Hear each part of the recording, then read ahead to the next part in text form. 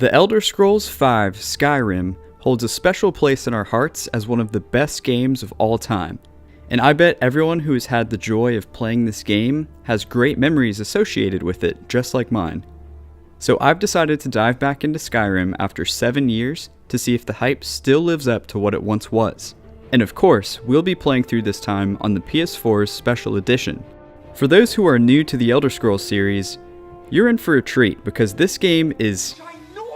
You know how most games appear to be huge, but only a quarter of what you see is actually playable? I don't even have time to explain why I don't have time to explain. Well, Skyrim is different because every single particle can be traveled to by foot.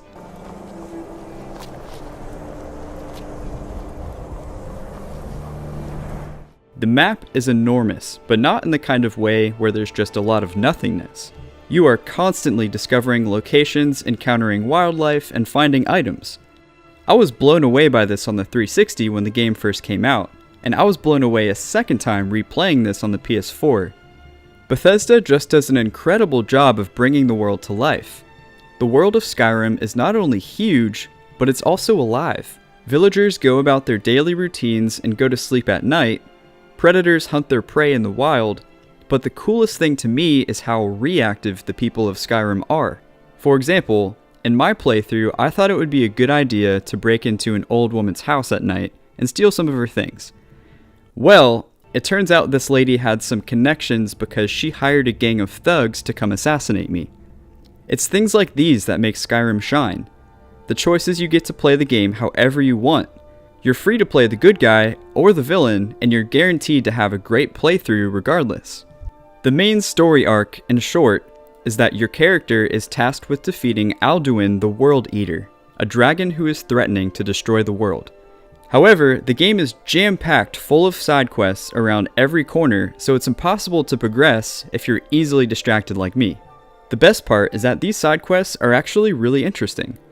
I almost always found myself turning the game on with the intention of finishing one quest, only to find myself down a rabbit hole of other side quests hours later. And speaking of ADD, dungeons are scattered all throughout the map just waiting to be explored, and secrets are hidden everywhere. There is so much to do in Skyrim that I would almost be ashamed to just stick to the main questline. One of the major focuses of Skyrim is developing your character. The Elder Scrolls series is known for its huge character creation options.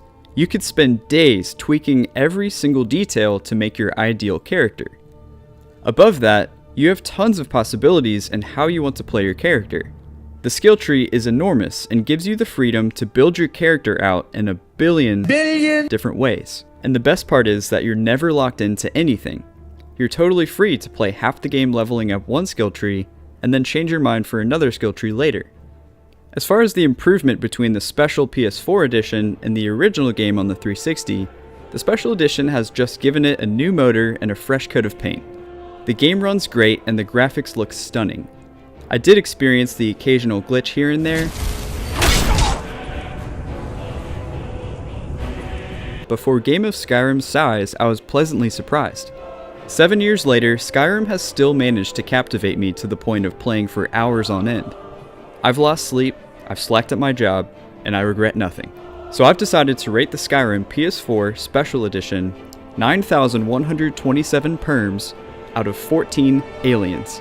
Oh yes! Hey guys, this is Sam from the Game Boiz.